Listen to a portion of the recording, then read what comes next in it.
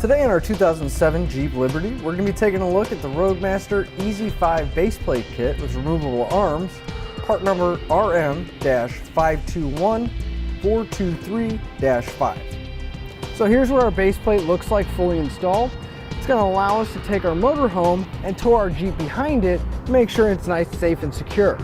Now this is going to work with Roadmaster Tow Bars that are mounted to a motorhome. When we're not towing our Jeep, we do have the option of removing our drawbars. If we come right on the inside here, we're going to have a pull ring. Go ahead and pull that ring.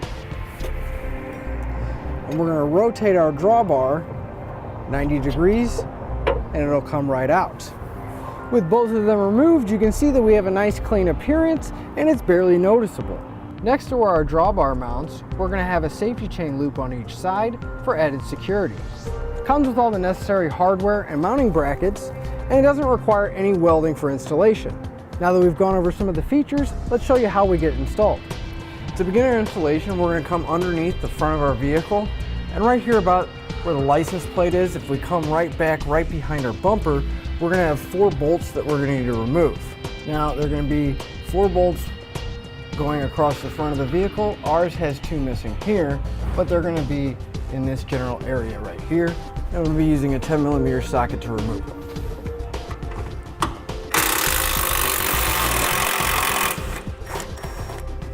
We're going to pop our hood, and if we come to the front of our vehicle here, we're going to have 6 snaps on our grill, 3 on each side. We're going to loosen those so we can take our grill off. So if we just push our grill back and then pull the tab up, and we'll repeat that process for all the remaining tabs, making sure they unlock. And then we're going to tilt our grill back and we can lift it right out. Now with the grill removed, if your vehicle is equipped with fog lights, we're going to need to remove the mounting bolt right here. Now not to be confused with the adjustment bolt that has the spring on it. Now I'm going to be using a T20 socket to take this off.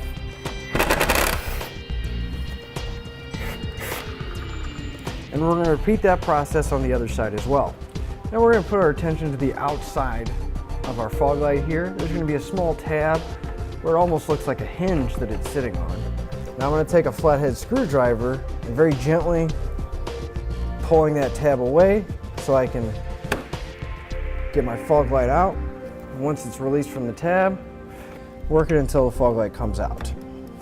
Now there is another small tab on the other side that if it doesn't want to come out, I'm going to take a small flathead screwdriver, pry on that very gently, and it should release it, allowing us to pull our fog light out. With our fog light loose, we can take our flathead screwdriver here, and if we come to the back of the connector, just going to push on those tabs, we're just going to release it, and we can slowly push away, which will release our connector, and we can set our fog light aside and do the same thing on the other side as well. Now both the fog lights are out. We're going to move our attention right on the outside, right by our turn signal here. There's going to be a 10mm bolt that's going to be attaching the fascia to our headlight housing. We'll be using a 10mm socket to remove that. Now we're going to remove the one on the other side as well. Now if we come to our wheel well, we're going to have 2 plastic fasteners that are going to be holding our fascia to the wheel well liner. We're going to have one down here at the bottom, and then if we come up right before our fascia meets our fender, we're going to have another plastic one. Now I'm going to be using a flathead screwdriver, and we're going to pop the center section out,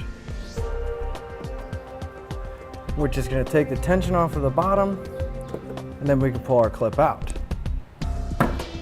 Now we're going to repeat the same process on the other wheel well. So if we come to our wheel well, I'm going to pull my wheel well liner back a little bit, just like that, so I can see behind my fascia here, and I'm going to push in on my fascia and bring it down, releasing the clip on my fender from right here. I'm going to do that on both sides. Now with an extra set of hands, we're going to pull our fascia off. I do want to mention you want to be extra careful because we are going to have to disconnect our lights before we take it fully off.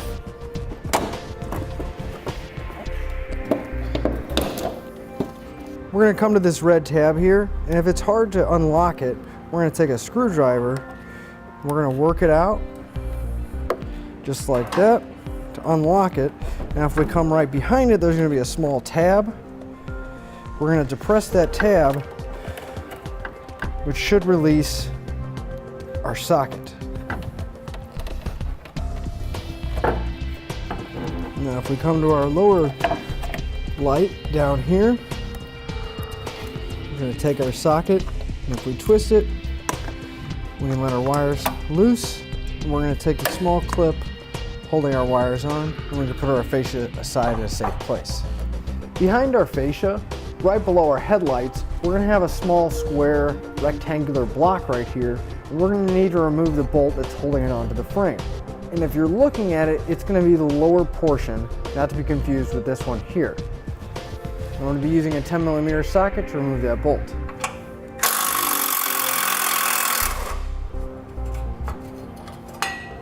Now with this one off, we're going to do the same thing on the other side. Now if your vehicle is equipped with tow hooks, you're going to need to remove them before we can go to our next step. Now, after we took that block off, we're going to come under our frame here, and we're going to be enlarging these holes. This is directly underneath that block that we just took off on each side of our vehicle. Now we're going to need to enlarge these holes to a little bit over a 1/2 inch, just so a 1/2 inch bolt can go through. Now I'm going to be using a step drill bit that I marked so I know when to stop.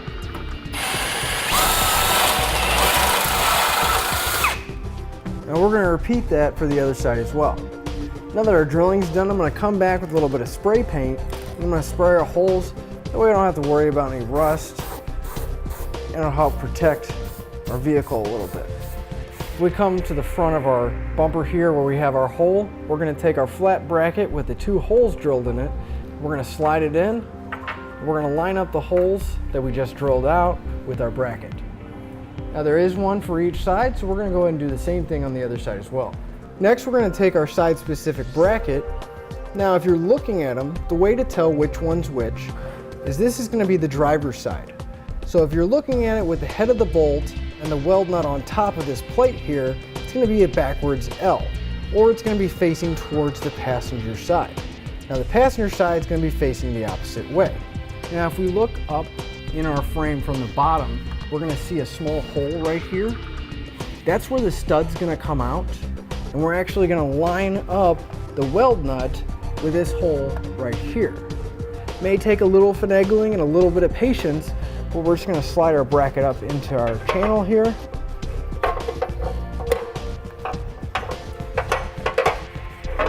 And we're going to do our best to line up that stud and have it come out the back of our frame like that, so the weld nut is in this hole right here. Now we're going to do the same thing with our passenger side bracket on the other side. Now I do want to mention every bolt and nut in our kit is going to need some thread lock on it. Now if you don't have any, you can pick some up on our website using LT37420. Now since it's going to be a little bit hard for you to see, that stud that we had go through the back of the frame, we're going to follow it up with our hardware along with the thread locker. Now we're going to take our 1/2 inch plate washer, put that on first. That's going to be followed by a lock washer, and then finally a nut. Now you don't want to use the lock nuts on this part, just use the regular 1/2 inch nut. Now I did find the easiest way to tighten the nut up on the back of our stud is using a ratcheting wrench, since there is limited space with all of our lines and coolers back there. Basically anything that's a 3/4 inch that you can fit back there, that's what you're going to be used to tightening it up. And now we're going to torque down our nuts to the specified amount in the instructions.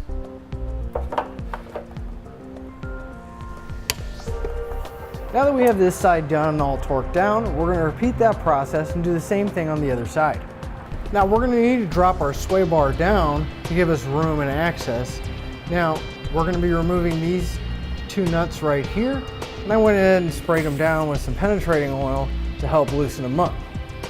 Now on each side of our vehicle, we're going to be taking off this bracket, and we'll be using an 18mm socket.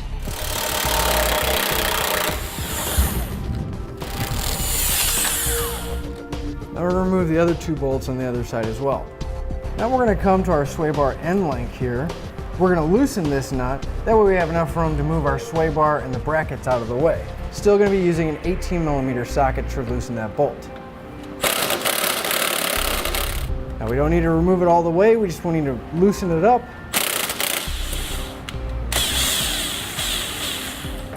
Now we're gonna loosen both of these so we can go to the other side and loosen that bolt as well.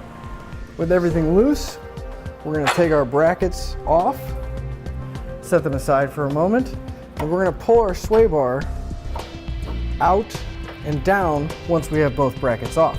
Now these brackets are off, we're gonna pull it towards us, and we're gonna rotate it down, giving us a little bit more room to work with. With our sway bar out of the way, we're gonna come up to this bolt here that's attaching our subframe up to our frame. Now we're only gonna remove one side at a time, so starting here on the driver's side, we're gonna be using a 22mm socket to loosen up that bolt.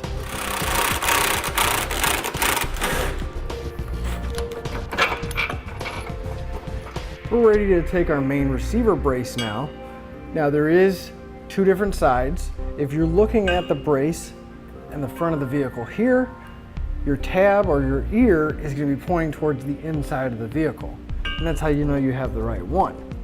So right where we took our bolt out of our subframe, our brace is going to line up right there, and we're going to replace the bolt we just took out. And just thread our bolt in hand tight for now so we don't drop our brace. Now we can come back and tighten up our bolt.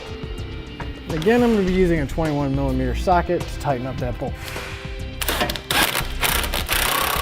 Now, when we tighten this up, we don't want to tighten all the way because we're going to put a couple spacers on top of here before we can snug everything up. With our brace loosely in place, we're going to take two of our spacers, round spacers like this. We're going to put them right on top of our mounting holes on the front side, as well as the one on the back here. And once we have that in place, we're going to take our 3-hole spacer, and we're going to make sure that the 2 holes line up with our spacers that we just put on, and the outer hole is going to be facing away from the edge of the vehicle. And you want it to line up, when it's sitting up against your frame, you want that notch to go in. So we're just going to loosely place this on top like that. Now we need to make sure that our spacer that we put up here is still in place, lined up with our holes, because we're going to be putting our hardware in, and it's going to sandwich the plate just like this. To hold everything in place, I'm going to put my hardware in this hole first where I had that weld nut. Now I'm going to be taking a 1/2 inch bolt by 1.5 inches long, along with a lock washer. I'm just going to line everything up. I'm going to loosely thread this in just so I don't have to worry about holding all of my pieces together. Now if we come to our rear hole on the bottom here, we're going to take our long 1/2 inch bolt, we're going to slide it through, try lining up all of our bolts and spacers. And we're going to come up through the frame here, and we're going to put a 1/2 inch lock nut on there to secure it down. Now I did find it easiest, you take a pair of pliers and you actually hold the nut and you drop your bolt down just a little bit so that you can grab it and you can thread it on there, making it a little bit easier for you to get it in there. We can just thread a little bit on, we don't have to worry about it falling out. For our front hole here, we're going to be taking our 1/2 inch by 3 inch bolt along with a lock washer, and we're going to come up through the hole in the front here, lining up our spacers and coming up through our frame right here, following it up with a lock nut. And again, it may take a little bit of patience, but you just want to thread it on there hand tight so the bolt doesn't fall out. Now we can go ahead and start snugging up all of our hardware. I do want to mention, don't forget to put the red Loctite, because every bolt needs to have some red Loctite in our kit. So I'm going to be using a 3/4 inch socket and wrench when I come to it, and I'm going to be tightening up all the bolts.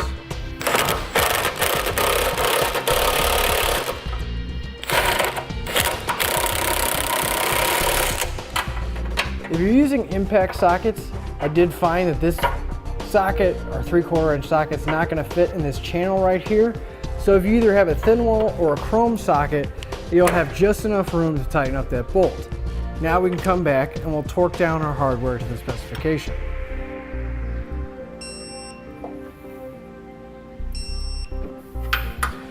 Now our instructions are not going to have a torque spec for our subframe bolt, so I do recommend that you look up either in your owner's manual or you look it up to see what that torque spec is. Now we're going to repeat the same process on the passenger side. We can go ahead and put our sway bar bushings and our back bracket back in place. We're going to come back and snug everything up.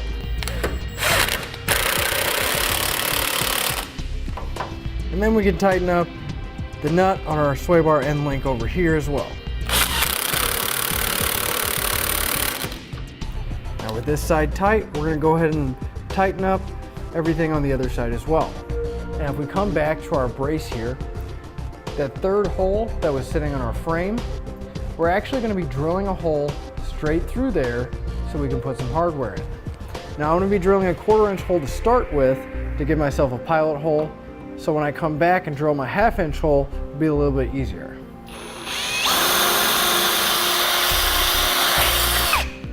Now I do want to mention that you don't want to start drilling or marking or doing anything until everything is nice and torqued down. That way we know the exact location of our hole. I'm going to come back with a step drill bit and I'm going to drill it out big enough so I can get my hardware through this hole.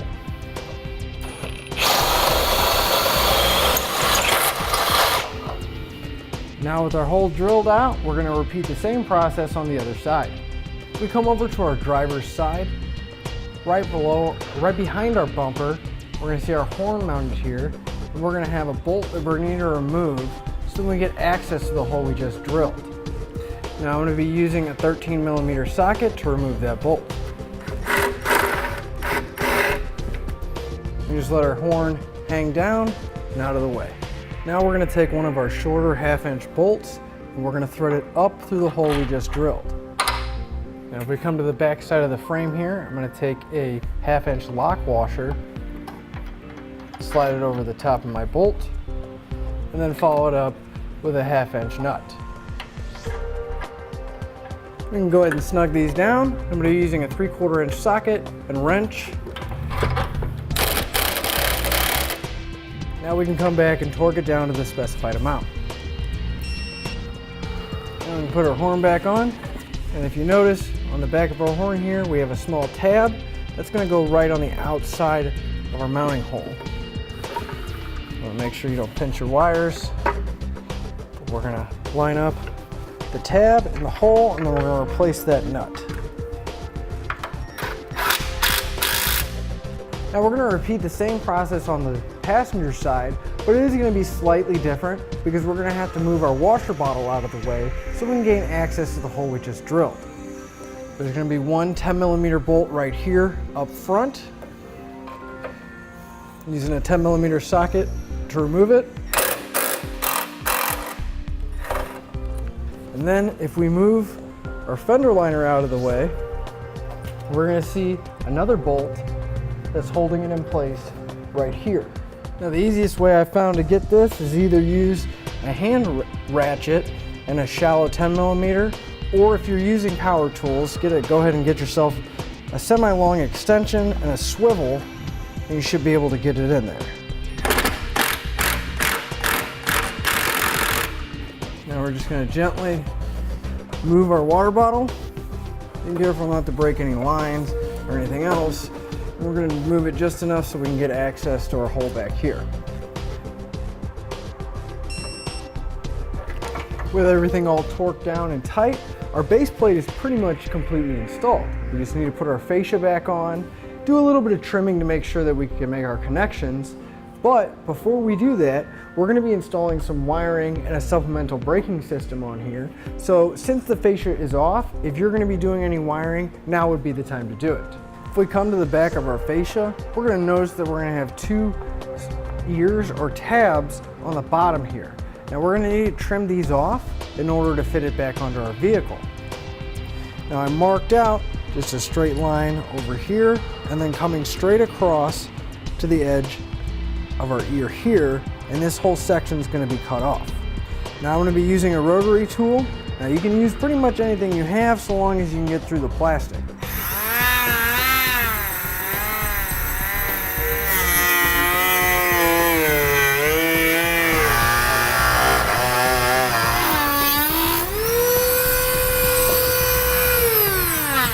Now that we have this side cut, we're going to go ahead and repeat the same process on the other side as well. We can go ahead and put our fog lights back into place. Now we found that in our application, we didn't need to remove them, but you may need to remove them in your application. So we're just going to go ahead and reconnect our connector to the back of our light, making sure that it locks into place. Then we can take our light, pop it into place, and replace our hardware. Now we're going to go ahead and repeat the process for our other fog light as well. Now we went to go test fit our fascia, and we found out that everything does fit nicely, but in order for our tow bar to hook into our base plate, we're going to need to notch out this section right here on both sides of our fascia. Just right outside of our license plate, there's going to be a small rectangle, and I'm just going to follow the line that's already made, and I'm just going to cut this rectangle out right here. Again, I'm going to be using a rotary tool, and you can use whatever you want. Just keep in mind that we are trimming painted material, so you want to be extra careful.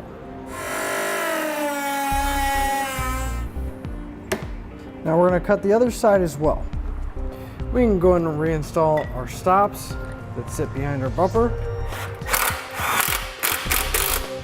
And we'll replace the other one as well. Now with an extra set of hands, we're going to go ahead and put our fascia back into place.